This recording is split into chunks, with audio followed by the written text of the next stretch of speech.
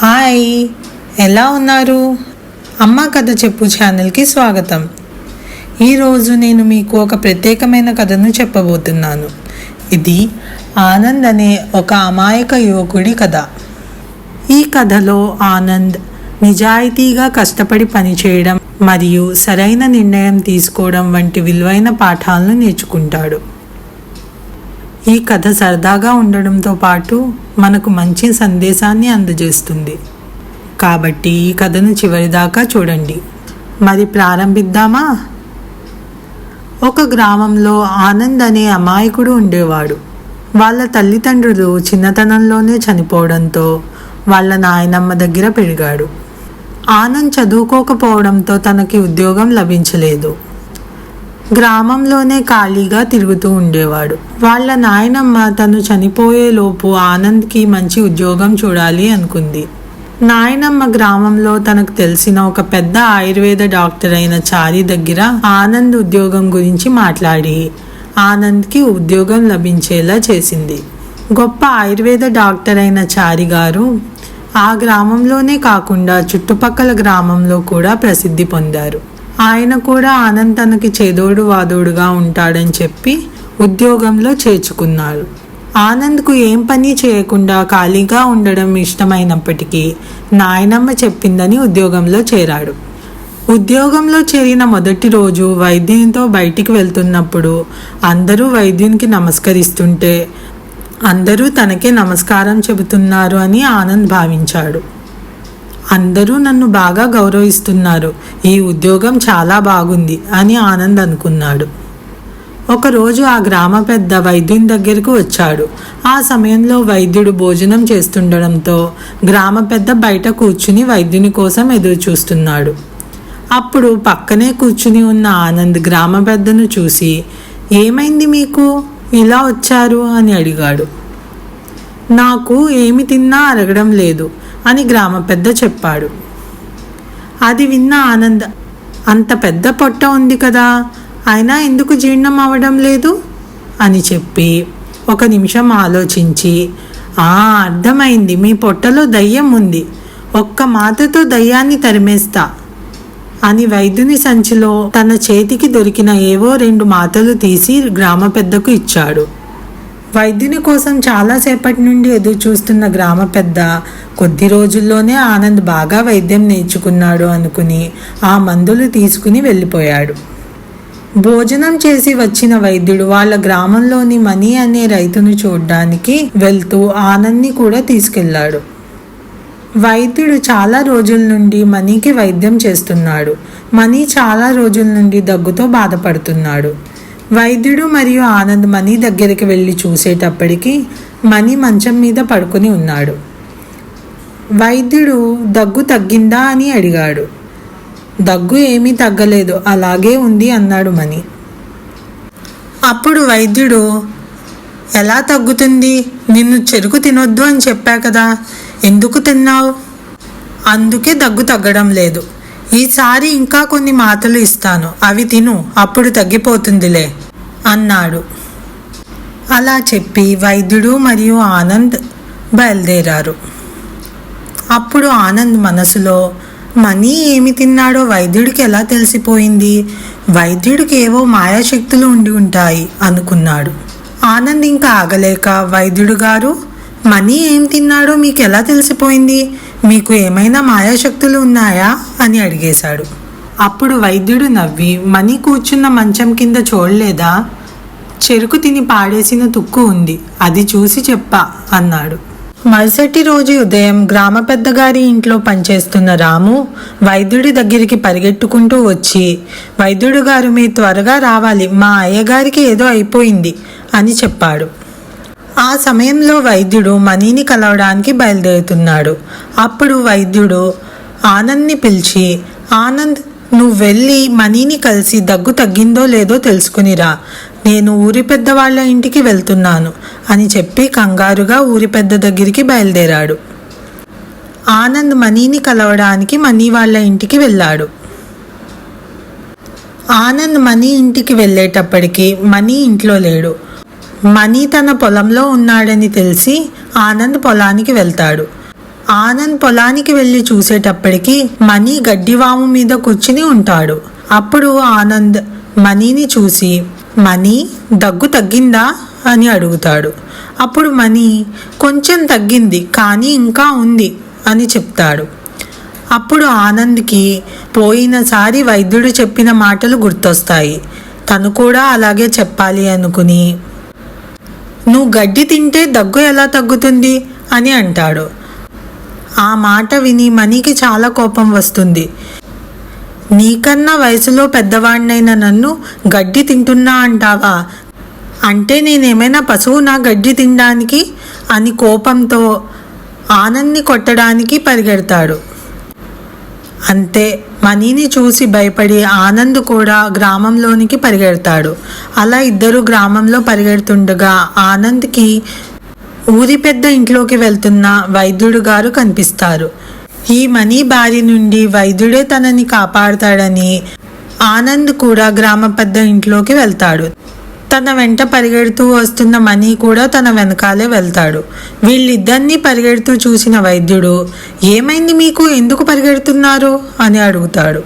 అప్పుడు మణి కోపంతో, వయసులో పెద్దవాడినైన నన్ను గడ్డి తింటున్నా అని అన్నాడు. నేనేమైనా పశువునా గడ్డి తినడానికి? వాడిని వదలను అన్నాడు కోపంగా. అది విన్న వైద్యుడు, ఎందుకురా ఆనంద్ అలా అన్నావు అని అడుగుతాడు. అప్పుడు ఆనంద్, అయ్యగారు, గతసారి మీరు అతను మంచం కింద చెరుకు తుక్కుని చూసి అతన్ని చెరుకు తిన్నావా అని అడిగారు కదా. ఈరోజు అతను గడ్డివాము మీద కూర్చుని ఉన్నాడు కాబట్టి నేను గడ్డి తిన్నావా అని అడిగాను.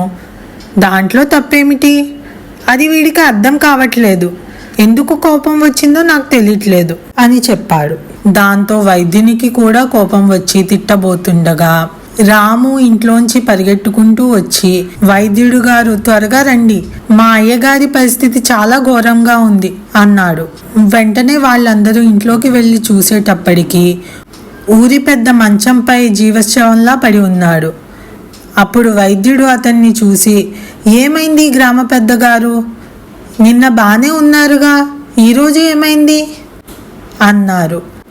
అప్పుడు ఊరి పెద్ద, నిన్న నాకు ఆహారం జీర్ణం కావడం లేదని మాత్రల కోసం మీ దగ్గరికి వచ్చాను. ఈ ఆనంద్ ఏవో 2 మాత్రలు ఇచ్చాడు. అవి వేసుకున్నప్పటి నుండి ఇది నా పరిస్థితి, ఇలా అయిపోయా అని చెప్పి చెంబు పట్టుకుని మళ్ళీ పరిగెట్టాడు. అప్పుడు గ్రామ పెద్ద వాళ్ళ భార్య, నిన్న మాత్రలు వేసుకున్నప్పటి నుండి ఇదే పరిస్థితి వైద్యుడు గారు, ప్రతి 5 నిమిషాలకు ఆ చెంబు పట్టుకుని పరిగెడుతూనే ఉన్నారు అని చెప్పింది. అది విన్న వైద్యుడు ఆనంద్ని, ఏం చేసావురా, ఏ మంది ఇచ్చావు ఆయనకి అని అడిగాడు. అప్పుడు ఆనంద్, మీరు ఎప్పుడూ మీ సంచిలో చెయ్యి పెట్టి ఏవో మాటలు ఇస్తుంటారుగా, నేను కూడా సంచిలో చెయ్యి పెట్టి నా చేతికి అందిన మాటలు ఇచ్చాను అంతే అన్నాడు. అప్పుడు వైద్యుడికి అర్థమైంది ఆనందించినవి విరోచనాల మాటలు అని. ఇంతలో గ్రామ పెద్ద ఓపిక లేక నెమ్మదిగా నడుస్తూ లోపలికి వస్తున్నాడు. అతన్ని చూసి ఆనంద్, ఇప్పుడు చూసారా, మీ పొట్ట అంతా తగ్గిపోయింది, అంటే పొట్టలో దయ్యం పోయిందన్నమాట. నా మందులు బాగానే పనిచేశాయి కదా అని చెప్పాడు. ఆ మాటలు విన్న ఊరి పెద్ద అక్కడికక్కడే కుప్పకూలిపోయాడు. అది చూసిన వైద్యుడికి బాగా కోపం వచ్చి, ఆనంద్ ఇలాగే తన దగ్గర పనిచేస్తే ఎవరినో ఒకరిని చంపేస్తాడు, ఆ నింద తన మీద పడుతుంది అని చెప్పి ఉద్యోగంలో నుండి తీసేశాడు. ఇంత జరిగినా ఆనంద్ చేసిన తప్పేమిటో, అతన్ని ఎందుకు ఉద్యోగంలో నుండి తీసేశారో ఆనంద్కి అర్థం కాలేదు.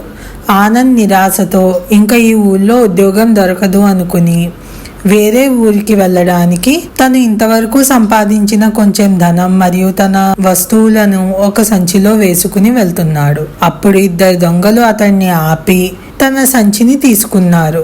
అప్పుడు ఆనంద్ వాళ్లతో గొడవ పడే ఓపిక లేక పక్కన కూర్చుని ఏడుస్తున్నాడు. అంతలో ఆనంద్కి ఒక ఆలోచన వచ్చింది. ఇలా దొంగతనం చేయడం ఏదో బాగుందే, ఒక్కసారిగా ఎక్కువ డబ్బులు వస్తాయి, పైగా ఎక్కువ కష్టపడాల్సిన అవసరం కూడా లేదు అని అనుకుని ఆ దొంగల దగ్గరికి వెళ్ళి, అయ్యా నన్ను కూడా మీతో చేర్చుకోండి, నాకు కూడా దొంగతనం చేయడం నేర్పించండి, నేను కూడా గొప్ప దొంగ అవుదామనుకుంటున్నాను అని అంటాడు. వీడు బాగా అమాయకుల్లా ఉన్నాడు, మనకి ఎలాగైనా పనికొస్తాడు అనుకుని ఆ దొంగలు కూడా అతన్ని చేర్చుకుంటారు. ఆ ఇద్దరు దొంగలు ఆ రోజు రాత్రి ఒక పెళ్లి ఇంటికి దొంగతనానికి వెళ్తారు. ఆనంద్ని కూడా తీసుకువెళ్తారు.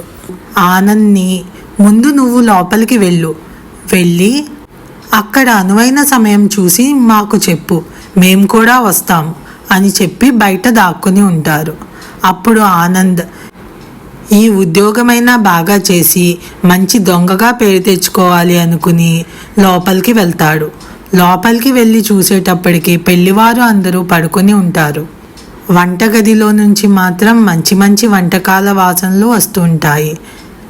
ఈ ప్రయాణంలో బాగా ఆకలి వేస్తున్న ఆనంద్ ముందు ఏమైనా తిని ఆ తర్వాత దొంగతనం చేద్దాం అనుకుని వంటింట్లోకి వెళ్ళి తింటుండగా అంతకు ముందు నుండే వంటింట్లో ఉన్న పెళ్లి ఆనంద్ మీదకి దూకుతుంది. అంతే, ఆనంద్ భయంతో ఒక్కసారిగా గట్టిగా అరుస్తాడు. ఆ అరుపుకి పెళ్లివారంతా లేచి వంటింట్లోకి వస్తారు. రాగానే ఆనంద్ని చూసి దొంగ దొంగ అని అరిచి గట్టిగా పట్టుకుంటారు. ఆనంద్ అప్పుడు, నేను దొంగ అయితే బయట దాక్కుని ఉంది మీ స్నేహితులా అని అడుగుతాడు. అంతే, బయట కూడా దొంగలు ఉన్నారనే విషయం వాళ్ళకి తెలిసి ఆ ఇద్దరు దొంగల్ని కూడా పట్టుకుంటారు. ఈ ముగ్గురిని తీసుకుని ఆ గ్రామ పెద్ద ఇంటికి వెళ్తారు. అక్కడ గ్రామ పెద్దకు ఆనంద్ జరిగిందంతా చెప్తాడు. ఆనంద్ చెప్పింది నిజమో కాదో తెలుసుకోవడానికి వైద్యుడిని పిలిపిస్తారు. వైద్యుడు అక్కడికి వచ్చి గ్రామ పెద్దకు ఆనంద్ చెప్పిందంతా నిజమే అని, ఆనంద్ తమ గ్రామానికి చెందినవాడే అని గ్రామ పెద్దకు చెప్తాడు. వైద్యుని మాటలను నమ్మి ఆ ఊరి పెద్ద ఆనంద్ను వదిలేస్తాడు. ఆ దొంగల దగ్గర నుండి ఆనంద్ డబ్బుని కూడా తీసుకుని ఆనంద్కు తిరిగి ఇచ్చేస్తాడు. వైద్యుడు మరియు ఆనంద్ గ్రామానికి తిరిగి వస్తున్నప్పుడు ఆనంద్ ఏడుస్తూ, నేను ఏ పని చేయడానికి పనికిరాను, ఇంకా నాకు ఏ ఉద్యోగమూ దొరకదు, అసలు నేనేం చేశానో నాకే తెలియట్లేదు అని అంటాడు. అప్పుడు వైద్యుడు, నువ్వు చేసిన తప్పు నీకు అర్థమైందా అని అడుగుతాడు. దానికి ఆనంద్ లేదు అని చెప్తాడు. అప్పుడు వైద్యుడు, నువ్వు కష్టపడి పనిచేస్తున్నప్పుడు తక్కువ ధనాన్ని సంపాదించినా నిన్ను ఎవ్వరూ బాధపట్టలేదు, ఆ ధనం నీ దగ్గరే ఉంది. కానీ నువ్వు ఇప్పుడు అత్యాశకు పోయి ఒక్కసారిగా ఎక్కువ ధనం సంపాదిద్దామని దొంగతనం చేద్దామనుకున్నావు. నువ్వు ఎప్పుడైతే అత్యాశకు పోయి తప్పుడు మార్గాన్ని ఎంచుకున్నావో అదే నీకు ప్రమాదానికి దారితీసింది. ఇప్పుడు నీ దగ్గర నువ్వు కష్టపడి సంపాదించిన ధనం ఉంది. ఆ ధనంతో మన గ్రామంలోనే ఏదో ఒక చిన్న వ్యాపారం మొదలుపెట్టు, నేను కూడా నీకు సహాయం చేస్తాను అని అంటాడు. అది విన్న ఆనంద్ తను చేసిన తప్పుని తెలుసుకుని వైద్యునికి ధన్యవాదాలు చెప్తాడు. వాళ్ళు ఇద్దరు గ్రామానికి వెళ్ళాక వైద్యుని సలహా విని ఆనంద్ చిన్న వ్యాపారాన్ని మొదలు పెడతాడు. అలా తన గ్రామంలోనే చిన్న వ్యాపారం చేసుకుంటూ వాళ్ళ నాయనమ్మను జాగ్రత్తగా చూసుకుంటాడు, ఆనందంగా ఉంటాడు. ఇది ఆనంద్ కథ. ఈ కథ నుండి మనకు తెలిసిన విషయం ఏమిటంటే, అత్యాశ మరియు తప్పుడు మార్గాలను ఎంచుకోవడం వల్ల మనం ప్రమాదంలో పడతాం. కాబట్టి కష్టపడి నిజాయితీగా పనిచేస్తూ సరైన మార్గం ఎంచుకోవడం ద్వారానే మనం విజయాన్ని పొందుతాం. ఈ కథ మీకు నచ్చిందని ఆశిస్తున్నాను. ఈ కథ మీకు నచ్చినట్లయితే కథను లైక్ చేయండి, మీ కుటుంబం వారికి మరియు మీ స్నేహితులకు షేర్ చేయండి. నా ఛానల్ని సబ్స్క్రైబ్ చేసుకోవడం మర్చిపోకండి. ఇంకో వీడియోలో ఇంకో మంచి కథతో మళ్ళీ కలుస్తా. అప్పటి వరకు నా ఛానల్ను సబ్స్క్రైబ్ చేసుకుని అందులో ఇంతకు ముందు అప్లోడ్ చేసిన మరెన్నో కథలను చూసి ఆనందించండి. ఉంటా మరి.